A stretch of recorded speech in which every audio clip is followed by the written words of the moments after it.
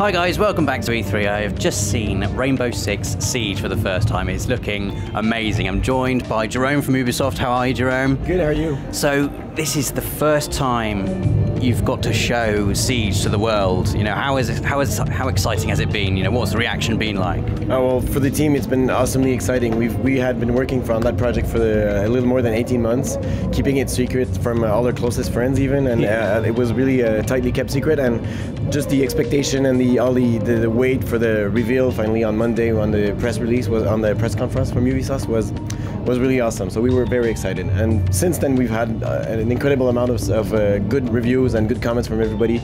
So we're really excited, really happy. Because we were originally expecting Rainbow Six Patriots. That game was announced, and now it's kind of been rebooted. You know, what was behind the decision to reboot that? Well, it's pretty it's hard but simple at the same time. We were working on Patriots, and it wasn't up to par with what we expected to ship, and we wanted the players to be happy of our game and to get a game they deserve, and we weren't getting there with Patriots. So at one point we said, okay, let's just take a step back, think of what we can do, what are the opportunities with all the next gen, and let's just give ourselves a new mandate. And this is how we came up with the idea of the Siege gameplay, fully next gen, and we worked on that, and this is what we're showing today. Awesome. And in the demo downstairs we saw that putting multiplayer first has been a really big thing for you guys. You know, why is multiplayer so important to you? Well, the gameplay in multiplayer is very important. When you play against other people, you really want to feel that the game is helping you, it's playing with you, and you're not playing against you don't have to fight against the machine in order to play against the other player. So it really has to be a tight control, very well-balanced gameplays, and we wanted to make sure that we gave our players a very strong multiplayer gameplay. And then of course, we're working on other aspects of the game as well. We're just not showing them today at E3. And these aspects are going to all come together and be in a coherent package, so that the whole game feels the same. It's the same game you're playing, even if you go into single-player aspects or the co-op aspects of the game. It's always going to be the same game, but the basis and the most coherent part has to be the multiplayer, so we really get a strong feeling of the game. So this is why we wanted to make this first and show this first to the world as well. And also, when we were down there, we saw that you've got the Rainbow guys on one side, you've got the enemies on the other, and the wall between them. That was key. And then the wall has been expanded into this kind of like a stronghold, and that's how the game, you know, that's what the game is all about. You know, one team attacking, one team defending. Can you give us a little bit of insight into what that kind of tight indoor space offers you tactically with a multiplayer shooter? All right, well, you're right that Rainbow Six is a tactical first-person shooter. Rainbow Six Siege, what we wanted to do is really go back to the roots of what that means. Yeah. And so we went with an asymmetrical gameplay of, as you said, defenders and attackers, and we centered all of that around our very new destruction engine that we call Real Blast. It's an internal technology that we developed here at Ubisoft Montreal. And essentially what we do is we have defenders. Their role is to fortify the area. They're building a stronghold. They just want to make sure that they're in an area that's safe and that's untakeable by the attackers. They know the attack is going to come. They know they're going to be assaulted soon. So they need to use their tools at their disposition to make sure the place is untakeable. So they have barricades for windows and doors. They could just put wood planks on all over the place. They could put reinforcements on the wall that prevents them from being breached and exploded through. They could put traps and barbed wires and a lot of tools that allows them to protect themselves and make the progress of the attackers very difficult. Now on the other side, the attackers, their role is to find a way in, get the hostage. In this situation, we have a hostage. We could have other game modes later, we will. But for now, what we're showing is the rescue hostage.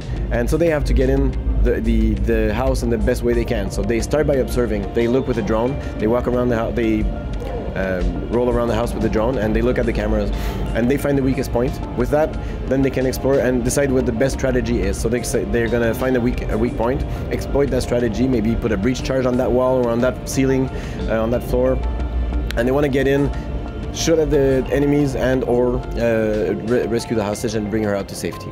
Fantastic. And you mentioned it briefly there, the destruction engine. It seems really crucial to how the gunplay, how the battle goes forward. And normally you'd think of destruction as blowing up a wall and debris going everywhere. But I saw a couple of instances where it was used tactically, like to shoot out tiny little holes in walls and give you actual vantage points as well. You know, how sophisticated is this destruction tech, and you know, how have you managed to implement it? It's completely new. I don't think there's any other game that goes to that level of detail in terms of destruction. A lot of games use destruction, and it's always fun to blow things up.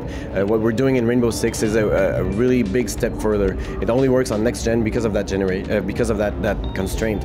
But basically, any part of the world can be destroyed in some way, and the procedural destruction engine that we have is going to react properly and with respect to the materials that are being destroyed. So, for instance, if you shoot with a shotgun through a wall, well, what's in the wall is important. So, if you're shooting through a concrete wall, there's not much that's going to happen. You're going to have some splinters and some dust, but essentially the wall is still solid. The wall is still solid. If you do the same, to take the same shotgun and shoot through a gyps wall with wooden beams inside, then you'll see the wooden beams explode, and there's going to be a hole in the wall, and you can use that to your advantage. You can look in the other room, or you can kill a guy from there, or you can even make a hole for a friend of yours. So you blow a hole in the wall and you go somewhere else, but your friend is going to stay there, camp with his sniper, for instance, or a gun, and just use that to his advantage. So there's a lot of situations that can arise from that destruction engine, and we're centering the whole gameplay around that concept, that destruction is at the center of all that gameplay. Okay, so when I was seeing the gameplay as well, there was a lot of communication going on. Often in multiplayer shooters, you've got the ability to talk to your teammates, obviously, but when I play quite often, you know, there's not a lot of communication going on. I just do my own thing, I shoot here and I shoot there, but it seemed to be completely crucial. Like, if you don't talk to your teammates, if you don't try and coordinate, you're going to lose, basically. You really want to encourage people to be communicating with each other when they're playing Siege? Oh yeah, we definitely want to do that. Essentially, there's three main pillars in Rainbow Six.